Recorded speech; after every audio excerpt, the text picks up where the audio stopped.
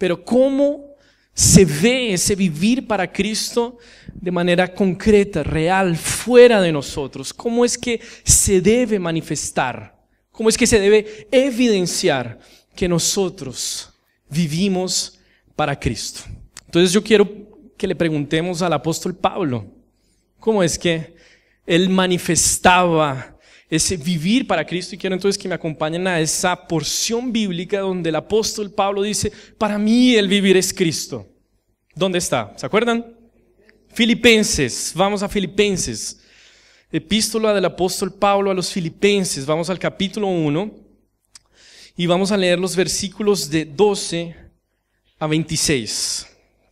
Filipenses 1, de 12 a 26. Filipenses 1, de 12 a 26. Amén, ¿estamos ahí? Amén. Dice Pablo a los hermanos de Filipos: quiero que sepáis, hermanos, que las cosas que me han sucedido han redundado más bien para el progreso del evangelio. De tal manera que mis prisiones se han hecho patentes en Cristo en todo el pretorio y a todos los demás.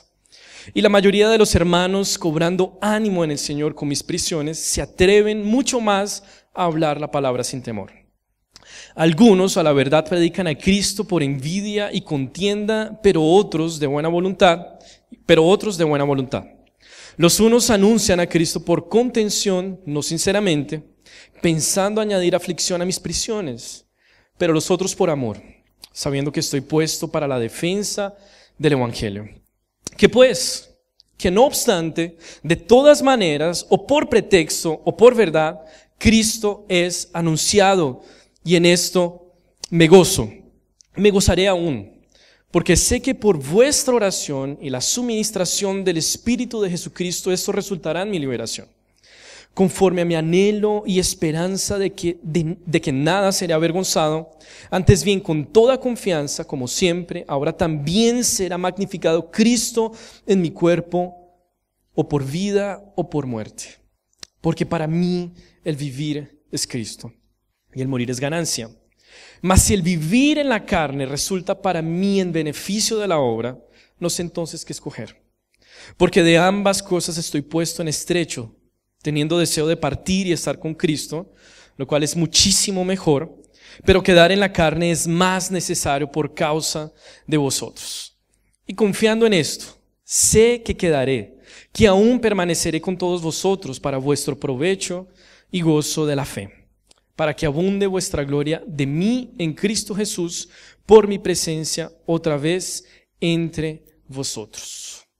Quiero invitarles una vez más a que oremos pidiendo que el Señor nos hable a través de su palabra. Señor, muchas gracias, Dios, por tu palabra, porque tenemos la oportunidad de ser edificados por ella, de evaluar, Señor, también nuestra vida contigo y para ti a la luz, Señor, de la Escritura. Señor, pedimos tu Santo Espíritu para que nos ayude. En el nombre de Jesús, amén. Entonces queremos en estos versículos evidenciar o mostrar cómo es que Pablo, un hombre que dice para mí el vivir es Cristo, lo manifiesta de manera práctica. Bueno, entonces, antes de eso, estamos recién comenzando la epístola, o sea, los versículos anteriores a esta porción bíblica que acabamos de leer son la salutación de Pablo a la iglesia de Filipos. Esta epístola es una respuesta al servicio que la iglesia de Filipos tuvo con Pablo. Ellos enviaron a su pastor Epafrodito con bienes, con dinero, con ayudas, con el amor y el cariño de todos los hermanos de Filipos, y esta es la respuesta de Pablo a esta iglesia de Filipos. Entonces en la epístola él dice: oigan, los recuerdo en mis oraciones con gozo, doy gracias al Señor porque ustedes han estado conmigo en la confirmación y defensa del evangelio. Y ahí entonces comienza como a contarles un testimonio de lo que le ha sucedido y de cómo él juzga las circunstancias y todo lo que le ha sucedido. Y él en un primer momento entonces nos dice que todo lo que le ha sucedido ha contribuido para el progreso del evangelio. Entonces, si nosotros le preguntáramos a Pablo: Pablo, ¿cómo es que tú manifiestas que vives para Cristo? Y él tal vez nos diría lo siguiente: yo tengo dos preocupaciones, y estas preocupaciones están constantemente en mi corazón. La primera de ellas es: ¿cómo voy a hacer para que el evangelio progrese en esta situación en específico que yo estoy viviendo? ¿Cómo hago para que el evangelio sea proclamado en esta circunstancia, por más adversa que sea? Ok, Pablo, ¿cuál es la segunda? La segunda preocupación que yo tengo es la edificación de la iglesia. La edificación de los hermanos que hacen parte del cuerpo de Cristo. Esas preocupaciones a mí me mueven. Esa es la manera en que yo manifiesto que yo vivo para Cristo. Entonces, vamos a ver cómo esto se manifiesta en detalle. Vimos, primera preocupación de Pablo es progreso del evangelio. Segunda preocupación de Pablo, edificación de la iglesia. Entonces vamos a volver ahí a los versículos 12, el versículo 12. Y ahí Pablo nos está entonces contando lo siguiente: quiero que sepáis, hermanos, que las cosas que me han sucedido han redundado más bien para el progreso del evangelio. ¿Alguien sabe dónde Pablo está en este momento cuando está escribiendo la carta a los filipenses? Está en la prisión. Y nosotros no nos imaginaríamos que sería un buen lugar para progresar el evangelio. Estoy preso, estoy encadenado, estoy sin posibilidad de salir y anunciar la palabra de Dios. Pero aún así Pablo dice: hermanos, quiero que sepan que yo hago de toda circunstancia y situación posible una oportunidad para proclamar el evangelio de Cristo. Una prisión, Pablo, especialmente una prisión. Y si nosotros vamos al último capítulo de Filipenses, el ministerio de Pablo fue tan intenso y tan efectivo en la prisión, con los soldados romanos, con las guardias de César, que él dice: oigan, hermanos, los de César les mandan saludos. O sea, él ya había evangelizado a todos estos. La guardia pretoriana, que era la que estaba sufriendo Pablo en este momento, consistía de la siguiente manera: 3 turnos de 8 horas, 24 horas por día. Un soldado romano atado al prisionero. Y yo me imagino a Pablo esas 8 horas predicando el evangelio. Y el evangelio, y el evangelio, y Cristo, y la gracia, y el poder de la palabra de Dios. Y al final, oigan, los de César les mandan saludos. Hermanos en Cristo. Pero yo quiero que veamos qué es todo eso que le ha sucedido a Pablo, porque aquí él está siendo modesto. Él resume todo esto en una sola frase: oigan, todo lo que me sucedió ha contribuido para el progreso del evangelio. Pero yo quiero que veamos un poco más en detalle para que nos asustemos o para que nos impresionemos con esto. Vamos a 2 de Corintios, y ahí Pablo ya, yo creo que tiene un poco más de tiempo y él comenzó a escribir todo lo que le ha sucedido. 2 de Corintios, capítulo 11. Y vamos a ver, a leerlos del versículo 22, del versículo 23, discúlpeme, al versículo 28, refiriéndose a los sufrimientos que él ha padecido. Dice así: ¿son ministros de Cristo? Como si estuviera loco hablo. Yo más. En trabajos más abundantemente, en azotes sin número, en cárceles más, en peligros de muerte muchas veces. De los judíos 5 veces he recibido 40 azotes menos 1. 3 veces he sido azotado con varas, 1 vez apedreado, 3 veces he padecido un naufragio, 1 noche y 1 día he estado como náufrago en alta mar. En caminos muchas veces, en peligros de ríos, peligros de ladrones, peligros de mi nación, peligros de los gentiles, peligros en la ciudad, peligros en el desierto, peligros en el mar, peligros entre falsos hermanos, en trabajo y fatiga, en muchos desvelos, en hambre y sed, en muchos ayunos, en frío y en desnudez. Y además de otras cosas, lo que sobre mí se agolpa cada día, la preocupación por todas las iglesias. Y Pablo lo sintetiza en esa frase: todo lo que me ha sucedido. Si alguien tenía razones para no evangelizar, era Pablo.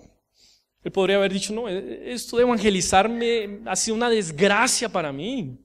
Me ha ido súper mal. Las tres veces que viajé de barco, las 3 veces el barco naufragó.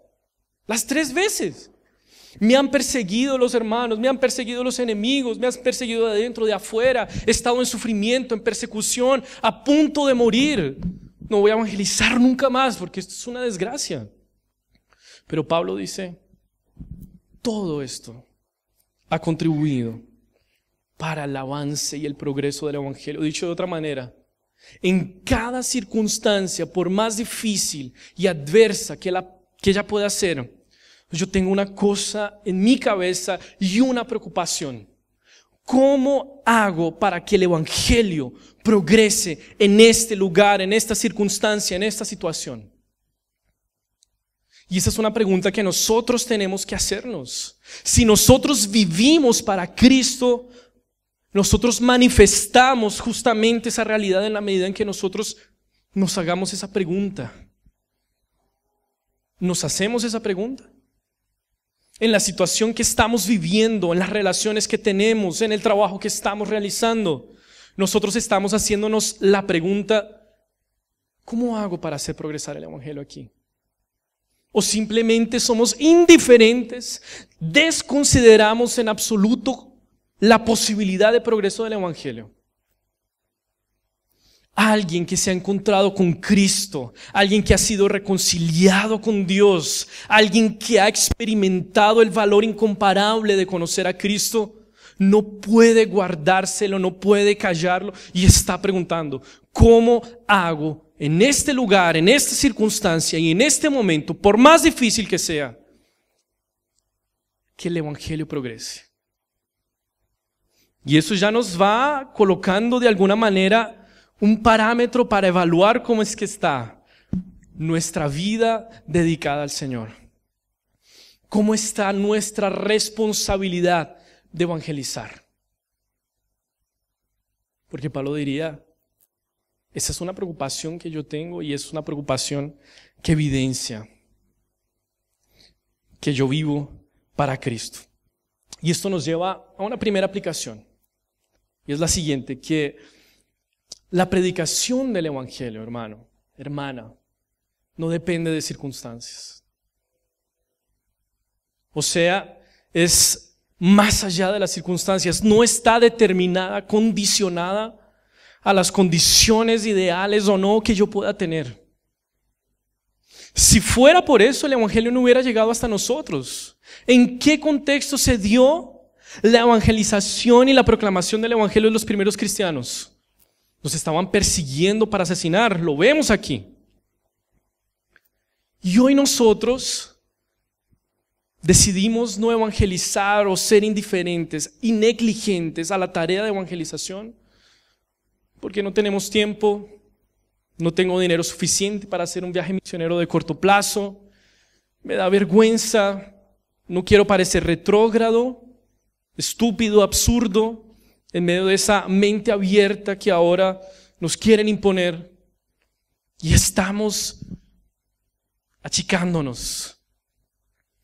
La predicación del evangelio no depende de circunstancias, hermano.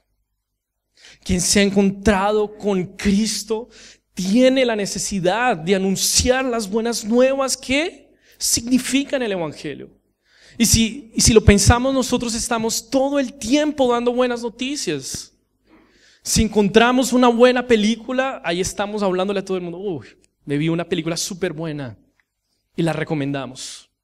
Si encontramos un buen lugar para comer, ahí estamos, anunciando el buen lugar que encontramos para comer. Si encontramos X o Y cosa, un lugar, un almacén, una tienda, ahí estamos recomendándola. Pero cuando se trata de Cristo, el que nos reconcilió con Dios, nos salvó de la condenación, nos dio una nueva vida, colocó un nuevo corazón dentro de nosotros, nos dio su Santo Espíritu, nos adoptó como hijos amados. Ahí pasamos en blanco, en silencio. Quien vive para Cristo necesariamente busca la manera de hacer progresar el evangelio. Nosotros tenemos una ilusión y es cuando las cosas mejoren. Siempre estamos esperando las condiciones ideales. No, cuando salga de la universidad, ahora estoy con mucho estudio. No, cuando me aposente, no. Cuando me jubile, ahí yo puedo entonces predicar el evangelio. Ahí yo voy a tener tiempo.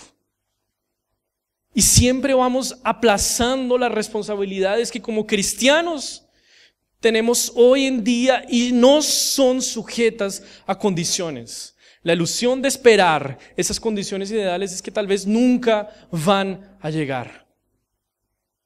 Tal vez nunca van a llegar. Tal vez nunca va a llegar ese descanso que usted está esperando para poder proclamar el evangelio. Los cristianos en China no están esperando a que la persecución termine para ponerse a evangelizar. Hoy son casi 18 millones de cristianos protestantes en la iglesia subterránea de China. Están evangelizando todo el tiempo. Pero uno piensa que no, cuando las cosas mejoren. Y uno tiene tal vez esa visión o esa actitud de no, yo tengo que presentar a Cristo en mis mejores momentos. Yo tengo que presentar a Cristo cuando tenga mi familia de manera perfecta, porque ser cristiano es tener todo perfecto, es tener equilibrio absoluto. No. Yo creo que lo que más puede impresionar a las personas que no conocen a Cristo es que aún en medio de nuestro caos, que lo vivimos como cristianos, en medio de nuestras familias imperfectas, podemos testificar que la fuerza, sustento, no provienen de nuestras propias fuerzas, sino de la gracia del Señor. Yo conozco un testimonio muy cercano que me impresionó mucho. Es el testimonio de una persona que comenzó a conocer del Señor, que comenzó a descubrir todo lo que significa la salvación en Cristo, y por cosas de la vida, ella tuvo que ir a prisión. Un par de días. Y nosotros orando, acompañando, y mi temor, después de su salida, era encontrarme, no sé, con una fe tal vez debilitada, con una fe tal vez que cuestionaba al Señor, que decía, Señor, ¿por qué me dejaste pasar por esto? ¿Por qué, Señor, me tocan estas cosas tan difíciles a mí? ¿Por qué no hiciste algo para que yo evitara pasar por todo esto? Y lo que me sorprendió es que cuando esta persona se encontró con nosotros después de que había pasado por ese proceso tan difícil, dijo lo siguiente: wow, necesitamos ir a la prisión a evangelizar. Las personas necesitan escuchar de Cristo. Ellas leen la Biblia pero no entienden absolutamente nada. Tenemos que ir. Y yo, wow. Esta es una persona que se ha encontrado con Cristo y que descentraliza la atención para sí misma y dice, y solo reclama de ¿por qué estoy aquí? ¿Por qué me tocó esto? ¡Qué injusticia! Dios está enojado conmigo. Ella salió de sí misma y dijo: ¿cómo puedo hacer progresar el evangelio en este lugar? Nosotros tenemos muchas facilidades aquí, hermanos.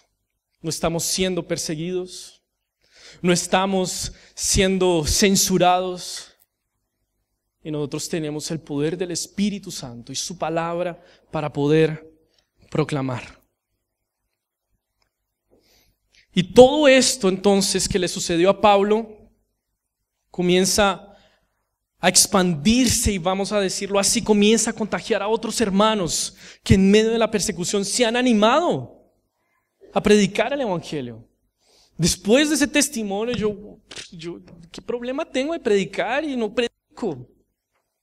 Y uno comienza entonces a motivarse. Si nosotros comenzamos a ver ese movimiento aquí en nuestra iglesia, de personas evangelizando y proclamando el evangelio, esto va a ser una bola de nieve. Y vamos a manifestar con eso que nosotros vivimos para Cristo. Quiero leerles de nuevo versículos 12, 13 y 14. Quiero que sepáis, hermanos, que las cosas que me han sucedido han redundado más bien para el progreso del evangelio. de tal manera que mis prisiones se han hecho patentes en Cristo en todo el pretorio y a todos los demás. Y la mayoría de los hermanos, cobrando ánimo en el Señor con mis prisiones, se atreven mucho más a hablar la palabra sin temor. Para terminar este punto, ¿en qué se diferencian los sufrimientos de Pablo a los sufrimientos que nosotros podemos experimentar? Que los sufrimientos de Pablo son por causa de Cristo. Él está en la prisión porque está predicando de Cristo. Nuestros sufrimientos no son por causa de Cristo, no todos necesariamente. Nuestros sufrimientos son por causa de adversidades de la vida, consecuencias de pecado, malas decisiones, cosas que suceden con nosotros. Y en eso son diferentes, pero son iguales en el sentido en que son oportunidades para predicar el Evangelio. Hagámosle esa pregunta al Señor y esperemos humildemente su respuesta, pero tengamos esa disposición de colocarnos como agentes y proclamadores del Evangelio en las situaciones que nosotros estemos. ¿Cómo hago para hacer progresar el Evangelio en esta circunstancia? Pablo diría, es mi preocupación y es la manera en que yo manifiesto que vivo para Cristo. Pablo, segunda preocupación, usted nos dijo que era la edificación de la iglesia. Y él dice, sí, para mí la preocupación de hacer una iglesia fuerte, sólida, saludable, es una preocupación tanto que estoy en el aprieto de que si yo pudiera tener la posibilidad, el poder, la facultad de decidir si me voy con Cristo, me quedo. Irme con Cristo es mucho mejor, pero por causa de ustedes y de la edificación de mis hermanos, yo me quedo. Esa para mí es una preocupación. Entonces, segunda preocupación, la edificación de la iglesia. Y aquí entonces nosotros vemos que Pablo hace del crecimiento de edificación espiritual de sus hermanos una responsabilidad para sí mismo. No es responsabilidad de los otros hermanos, es mi responsabilidad. Y en ese sentido entonces él se esfuerza, él da todo de sí hasta lo último para que esto sea una realidad. Entonces Pablo asume como suya la responsabilidad del crecimiento de los hermanos de Filipos. Miren versículo 24. Versículo 22, 23 y 24. Dice así: mas si el vivir en la carne resulta para mí en beneficio de la obra, no sé entonces qué escoger. Porque de ambas cosas estoy puesto en estrecho, teniendo deseo de partir y estar con Cristo, lo cual es muchísimo mejor. Pero quedar en la carne es más necesario por causa de vosotros. 25. Y confiando en esto, sé que quedaré, que aún permaneceré con todos vosotros para vuestro provecho y gozo de la fe. Pablo tiene la preocupación de edificar a la iglesia local. ¿Cómo hemos tratado esa responsabilidad que nosotros como cristianos tenemos para con nuestro hermano que se sienta a nuestro lado? ¿Hemos hecho de esa responsabilidad una prioridad o la tratamos con indiferencia? Simplemente llegamos aquí a la iglesia, nos estacionamos en cualquier lugar, nos sentamos en cualquier lugar y nos vamos y no pescamos a nadie. No me interesé con nadie, no hablé con nadie, no vi a nadie. O nosotros hacemos de esa persona que está sentada a su lado una prioridad para que sea edificada espiritualmente. La persona que usted tiene a su lado fue una persona por la que Cristo derramó su sangre preciosa. Fue comprada. Hace parte del cuerpo de Cristo. Y vivir para Cristo necesariamente tiene que manifestarse en el cuidado y la responsabilidad de edificarlo espiritualmente a esa persona que yo tengo a mi lado. ¿Cómo estamos tratando esa responsabilidad? ¿Cómo estás ejerciendo y usando tus dones y talentos que el Señor te dio para edificación de la iglesia? ¿Cómo está tu compromiso con la iglesia local? ¿O esa responsabilidad es esporádica? A veces aparece por ahí. ¿O es algo que de verdad es una prioridad para ti? Porque es la manera en que nosotros manifestamos que vivimos para Cristo. Hermanos, nosotros no somos aquí en la iglesia voluntarios de Cristo. Nosotros somos ¿qué? Siervos de Cristo. Y la diferencia entre siervo y voluntario es gigante. El voluntario dice, tengo 2 horas el domingo ahí. ¿Te sirven? Estoy ahí. De lo que le sobra. Pero el siervo no tiene esa posibilidad en absoluto. El siervo dice, Señor, aquí estoy.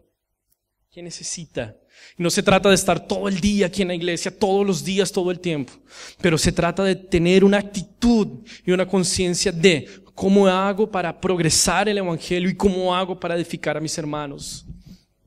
¿Será que nuestras relaciones con nuestros hermanos son únicamente de entretención, de juntas, o entre nuestras reuniones informales con otros hermanos hay edificación espiritual, hay oración? ¿Qué es lo que nosotros estamos conversando dentro de nuestras relaciones? Edifiquémonos. Y ahí otro de los elementos de esta preocupación que Pablo nos muestra es que el edificar al hermano nos va a llevar a que nosotros antepongamos su beneficio al nuestro. Pablo estaba dispuesto. Si en el caso hipotético de que él pudiera decidir quedarse o irse, eso le iba a costar sufrimiento, quedarse, edificar. Y muchas veces nosotros, por servir y edificar a nuestro hermano, vamos a tener que incomodarnos. La cosa es que nosotros estamos dispuestos a servir desde que eso no afecte nuestra tranquilidad, nuestra paz, desde que no nos exija mucho. Si alguien pasa de nuestro lado, lo que deseamos que nos diga después de que le preguntamos cómo estás es, estoy bien, listo, no hay nada para resolver. Pero si el hermano nos dice, estoy súper mal, ay, ¿qué tienes? Y eso nos va a demandar. Y tal vez que nos comprometamos con tiempo, con hacerle una visita, con llamarlo, nos va a destranquilizar. Vamos a tener que ir en dirección del otro, acompañarlo, visitarlo, hacer diligencias con él, qué sé yo. Pero es una de las maneras en que nosotros manifestamos que nosotros estamos viviendo para Cristo. A Cristo le costó su sangre. Murió, no se nos está pidiendo nada que el Hijo de Dios ya haya hecho por nosotros. Él atravesó los cielos, se encarnó, murió por nosotros. Y nosotros estamos quejándonos porque tenemos que atravesar la calle, hacer una llamada. ¿Cómo estamos edificando a nuestros hermanos? ¿Hemos hecho de esto una prioridad? Porque es la manera en que nosotros testificamos que vivimos para Cristo, porque esos hermanos son cuerpo de Cristo. Y ahí entonces, para finalizar, nosotros le preguntamos a Pablo, ¿y todo esto para qué? Es la manera en que yo vivo para Cristo, sí, pero ¿qué quieres con todo esto? Y Pablo nos diría, yo tengo una sola cosa en mente.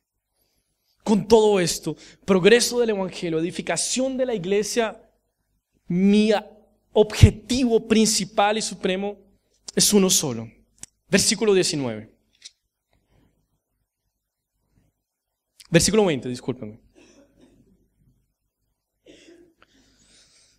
Dice Pablo, conforme a mi anhelo y esperanza. Él aquí nos va a decir que es su esperanza y su gran anhelo, de que nada será avergonzado, antes bien con toda confianza, como siempre, ahora también será magnificado Cristo mi cuerpo, o por vida o por muerte.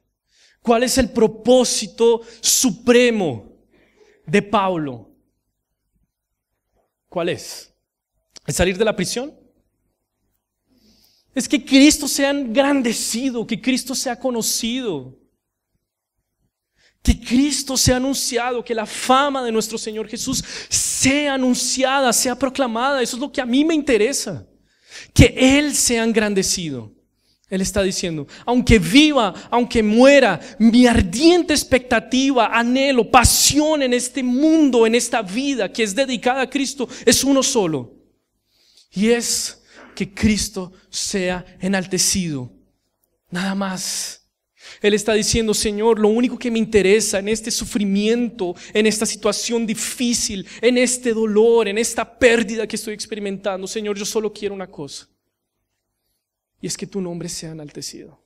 Es que tu nombre sea glorificado. Es que tu evangelio sea anunciado. Es que la buena noticia de salvación sea proclamada y conocida de aquellos que están a mi alrededor. Eso es lo que quiero. No entiendo lo que está sucediendo conmigo. Duele. Estoy en sufrimiento. Pero lo único que a mí me interesa, Señor, es que tú seas glorificado. Eso es lo que está diciendo Pablo aquí. No me interesa nada más. Y ahí, para terminar con una pequeña ilustración que le escuché al pastor John Piper, bautista, cómo nosotros exaltamos a Dios. Y él dice, nosotros debemos ser telescopios. ¿Qué es lo que hace un telescopio? Nos muestra con detalles algo que ya es muy grande, gigante, pero que está lejos y no lo muestra en detalles. Nosotros enaltecemos a Dios en la medida en que nuestras vidas muestren en detalle la gloria, la bondad, la soberanía, el poder de nuestro Dios. Y eso se hace a través de la predicación del evangelio, eso se hace a través de la edificación de la iglesia, eso se hace a través de disminuirse uno y que el Señor crezca. Eso se hace a través de disciplina espiritual, hermano, de comunión, de fortalecimiento y llenura del Espíritu Santo. Seamos telescopios, que para aquellas personas que Dios parece distante, nosotros mostremos su gloria, su bondad, su poder y su soberanía. Nosotros manifestamos que vivimos para Cristo en la medida en que nosotros nos preocupemos por el progreso del evangelio, en la medida en que nosotros hagamos de la edificación de la iglesia local una prioridad. Todo esto para gloria de Dios. Todo esto para enaltecer, engrandecer y glorificar el nombre de nuestro Señor. Les invito a que oremos. Señor, muchas gracias, Dios, por tu palabra. Gracias porque nos has dado, Señor, el mayor regalo posible, Señor, y es vida contigo, Señor. Fuimos salvados de la condenación eterna, Señor. Nos diste nueva vida. Colocaste tu Santo Espíritu en nosotros, Señor, y ahora vivimos para ti, Señor. Queremos pedir que nuestras vidas, Señor, puedan ir en dirección, Señor, a proclamar tu evangelio. Puedan ser una manifestación de edificación dentro de la iglesia, Señor. Sacúdenos y sácanos de nosotros mismos para que percibamos a los otros, a los que están afuera, Señor, a los que están dentro, y que nosotros podamos, Señor bendito Dios, vivir vidas dedicadas a Cristo. Ayúdanos, Señor. Confesamos nuestro pecado de ser negligentes con la proclamación del evangelio, Señor. Muchas veces nos da vergüenza. Muchas veces pensamos tantas cosas que no tenemos capacidad, que es tan difícil, no nos queremos incomodar, no queremos incomodar al otro. Señor, perdónanos, Señor, porque los primeros que hemos subestimado tu palabra hemos sido nosotros, Señor. Ayúdanos a entender lo que fue hecho a nuestro favor y convencidos, cautivados, Señor, nosotros podamos predicar tu palabra, Señor. Perdona nuestra negligencia al cuidar nuestro hermano, Señor, al edificar su vida espiritual, al evitar su tropiezo, al estimular su vida espiritual. Perdónanos porque hemos sido negligentes, Señor.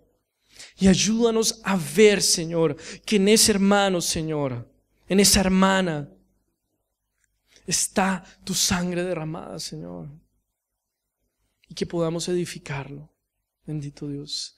Y que todo esto, Señor, sea para gloria tuya, Señor, para glorificar tu santo nombre. Oramos agradecidos en el nombre de Jesús y para tu gloria. Amén.